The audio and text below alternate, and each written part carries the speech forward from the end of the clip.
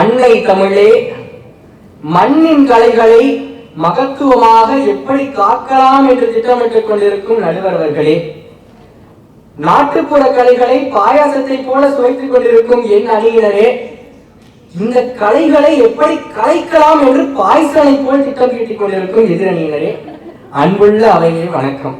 தமிழரின் பாரம்பரிய கிராமிய கலைகள் வளர்கிறதா தளர்கிறதா? எப்படிதான் நடுவர்களே தளர்கிறது தயங்காம பேசுறாங்கன்னா எனக்கு தெரியல. ஆனா ஒண்ணு மட்டும் உறுதி, உண்ணும் உணவு, உடுத்துற உடை, சிகை அலங்காரம், மேற்கத்திய நடனம் என்று அந்நிய நாட்டிடம் அடிமைப்பட்டவர்கள்.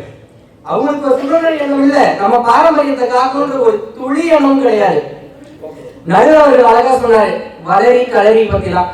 என்னத்த சொல்ல, எவ்வளவு சொல்லியும் வளரி பத்தி கலரி பத்தி சொல்லி உழைத்து போறவங்க இருக்கும்போது நம்ம என்னவையா பேச முடியும் இந்த இடத்துல.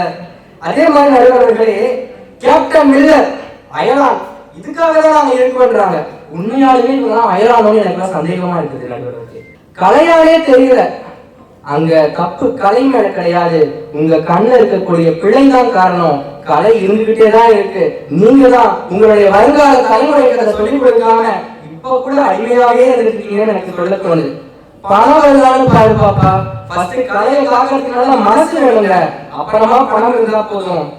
தாராட்டு இந்த காலத்துல எடுத்துக்கோங்க, யாராச்சும் ஒரு அம்மாங்க ஒரு பிறந்த குழந்தையை தூங்க வைக்கிறதுக்காக ஜிங்கலமா நீ சிரிச்சு புட்டா நெஞ்சலானி என்று பாடுகிறார்களா? இல்லை, கண்மணி கண்மணி கண்மணி என்றுதானே பாடுகிறார்கள். அப்படி இருக்கும்போது எப்படி இல்லையா நம்ம நாட்டுப்புற கலைகள் அதிகம் சொல்லுங்க. அடுத்த நடுவர்களே, இன்றைய கல்யாணம் பாருங்க, மேக்கப் இல்லாம கூட கல்யாணம் நடக்குது, மேலதாரங்கள் இல்லாத கல்யாணங்கள் கிடையாது நடுவர்களே.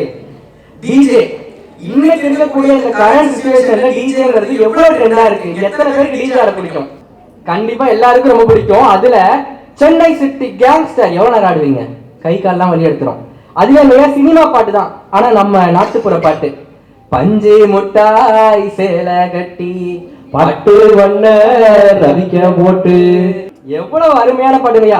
இப்ப ஒரு கல்யாணத்துக்கு போயிருந்தேன், இந்த பாட்டுக்கு மட்டும் அந்த குடும்பமே சேர்ந்து குதூகலமா ஆடிட்டு இருக்காங்கய்யா. காதலை பத்தி நிறைய பேர் சொன்னாங்க. எனக்கு முன்னாடி பேசின மேம் கூட அவங்க காதலை பத்தி பேச வந்தாங்களா இல்லைன்னா எங்க கூட மோதல் பண்றதுக்காகவே தலைப்பை விட்டு வெளியே சென்றாங்களான்னு சத்தியமா எனக்கு தெரியல நடுவர்களே. காதலை பத்தி சொல்றாங்க. இந்த காலத்துல பொங்கலுக்கு என் காதலிக்கு ஒரு கவிதை எழுதி கொடுறா நண்பான்னு ஒருத்தன் என்கிட்ட கேட்டான்.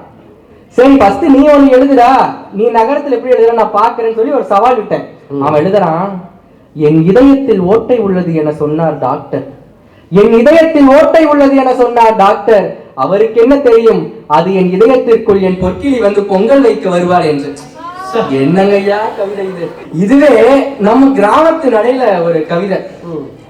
கலையான கருப்பழகி கரும்பு போல இனிப்பழகி, புது புடவைய கட்டி நீயும் திக்கி திக்கி நடக்கையில வேட்டி கட்டுன மாமனும் சொக்கி சொக்கி விழுறேனே, மஞ்சள் அரைச்சு நான் கொடுக்க வெக்கத்துல சிவந்தியே, பானைக்குன்னு சொன்னதும் பொசுக்குன்னு தான் முறைச்சியே, பொங்கல் பொங்க நேரமாச்சு ஓடி வாடி கருவாச்சு, பொங்கலோ பொங்கிருச்சு புன்னகையும் தங்கிருச்சு, அடிக்கருமை எடுத்துக்கிட்டு அவசரமா வந்தியே, அடிக்கருமை எடுத்துக்கிட்டு அவசரமா வந்தியே, ஆசையாக மாமனை 6 அடி அடிச்சியே, மஞ்சு விரட்ட நான் போறேன் அஞ்சாம இருநியும், மஞ்சு விரட்ட நான் போறேன் அஞ்சாம இருநியும், காலையே மடக்கிட்டேன் உன்னை என்ன கஷ்டமா.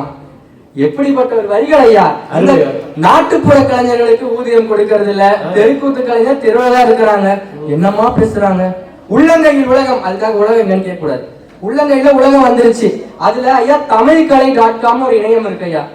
அந்த தமிழ்கலை.comல நம்ம சொடக்க போற நேரத்துல ஒரு நாட்டுப்புற கலைஞரை முன்பதிவு செஞ்சுக்க முடியும் நம்ம ஊர் திருவிழாக்களுக்கு. அந்த நாட்டுப்புற கலையில அந்த .com உடைய ஸ்பெஷல் என்ன தெரியுமா? முன்பெல்லாம் நாட்டுப்புற கலைஞர்கள் ஒரு விழாக்கு சென்றா அவங்களுக்கு ஊதியம் கண்டிப்பா குறைச்சலாதான் கிடைக்கும். ஏன்னா அவங்க நடுவுல இடைத்தரகர்கள் மூலமா அவங்களுக்கான ஊதியம் அங்க குறைச்சலாகத்தான் கொடுக்கப்படுகிறது. ஆனா இந்த .comல நம்ம ஒரு நாட்டுப்புற கலைஞரை புக் பண்ணிட்டா போதும், உடனடியாக ஆன்லைன் பரிவர்த்தனை மூலமா அவங்களுக்கு முழு பணமும் அங்க சென்று சேர்ந்துங்க. இப்படி இருக்கும் பொழுது இந்த நவீன காலத்தில் எப்படிதான் இவர்கள் மனசே இல்லாமல் பேசுகிறார்கள் என்று தெரியவில்லை. பள்ளி கல்லூரிகள்ல நாட்டுப்புற கலைகள் இல்லாத ஆண்டு விழாக்களை இங்கு பார்க்க முடிகிறதா? ஏன் இந்த எம்ஓபி காலேஜ் இந்த ஒரு வாரமா நாட்டுப்புற கலைகளை வச்சுதான் ப்ரோக்ராம் பண்ணிட்டு இருக்காங்க. இப்படி இருக்கும் பொழுது எப்படிதான் இவங்க பேசுறாங்க? நம்முடைய அரசு கூட எல்லா அரசு நிகழ்வுகளிலும் நாட்டுப்புற கலைகள் கட்டாயம் இருக்க வேண்டும் என்று திட்டம் தீட்டி இருக்கிறார்களே. மேம் சொல்றாங்க அர்ச்சனா ஆர்மி மாயா ஸ்குவாட். என்ன மேம் இது? பிக் பாஸ் ஃபுல்லா பாத்தீங்களான்னு எனக்கு தெரியல. பிக் பாஸோட கிராண்ட் ஃபினாலேல ஸ்டார்டிங்கா என்ன இருந்தது? தொடக்கம் என்ன? நாட்டுப்புற கலைகளை தான் வச்சு தொடங்கினாங்க. அதை அவங்க பார்த்தாங்களான்னு எனக்கு தெரியல. அதே போல கமலஹாசன் ஐயா அவர்கள் உள்ள வரும்போது கூட ஒரு நாட்டுப்புற பாடகர் தான் அவரை பாட்டு பாடி வழி வச்சார். ஏமா பாதி பார்த்துட்டு வந்துட்டு இங்க வீதியில பேசுற மாதிரி பேசினாதான் எனக்கு புரிய மாட்டேங்குது ஒண்ணும்.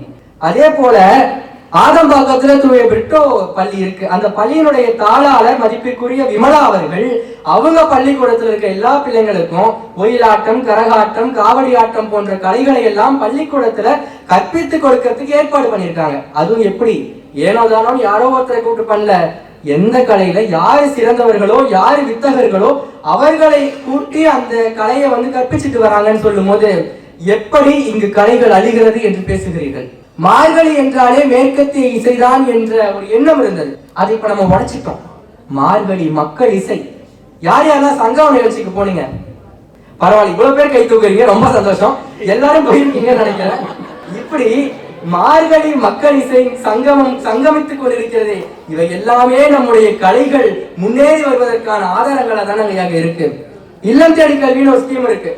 அந்த கல்வி மூலமா அவங்க கல்வியும் கொடுக்கறாங்க, அதே சமயம் கலையையும் கத்துக் கொடுக்கறாங்க. ஏஎம்சி மாற்று ஊடக மையம் பூந்தமல்லியில இருக்குங்க ஐயா. அவங்க நாட்டுப்புற கலைஞர்களுடைய பிள்ளைகளை சென்னையில இருக்கக்கூடிய மிக சிறந்த கல்லூரிகள்ல படிக்க வைக்கிறாங்க. ஃபீஸ் இல்லாம அவங்களுடைய தன்னார்வ தொண்டர்கள் ஃபீஸ் கட்டுறாங்க. என்னுடைய கல்லூரியில என்னுடைய வகுப்புல ஒரு 6 மாணவர்கள் நாட்டுப்புற கலைஞர் வம்சாவளியை சேர்ந்த மாணவர்கள். அந்த மாணவர்கள் அந்த கல்வியையும் கற்றுவிட்டு வெளியிடங்களுக்கு சென்று மற்றவர்களுக்கு அந்த கலையை சொல்லி கொடுத்துட்டு இருக்காங்க ஐயா. அதே போலதான் இந்த எம்ஓபி முன்னெடுக்கக்கூடிய அந்த ஒரு நிகழ்வு, அந்த கிண்டி சைடு நடக்கக்கூடிய அந்த நிகழ்வுல கூட அவங்க தான் பங்கேற்க வராங்க. இப்படி இருக்கும் பொழுது இன்றைய இளைய சமுதாயத்தின் மனதில் நம்முடைய பாரம்பரிய கலைகள் ஊறி பிணைந்து இருக்குதுன்னு சொல்ல வேண்டும். ஆகவே ஐயா, இறுதியாக நான் ஒன்றை சொல்லி விடைபெறுகிறேன். ஹிப்பே வளைக்காமல் ஹிப்ஹாப் என்று நீங்கள் சொன்னாலும், வேகமாக ஆடி வெஸ்டர்ன் என்று சொன்னாலும், காலத்தால் அழியாதது மனம் என்றும் ஏற்கக்கூடியது, ஆடாத கால்களையும் ஆட வைக்கக்கூடியது, நம்மையெல்லாம் அன்பால் மூழ்க வைக்கக்கூடியது நம்முடைய நாட்டுப்புற கலைகள், பாரம்பரிய கலைகள் தான். ஆக நடுவரவர்களே, நீங்கள் பண்பாட்டின் சின்னம் என்று எனக்கு தெரியும். கண்டிப்பாக உங்கள் தீர்ப்பு நம் பக்கமே என்று சொல்லி விடைபெறுகிறேன். நன்றி, வணக்கம்.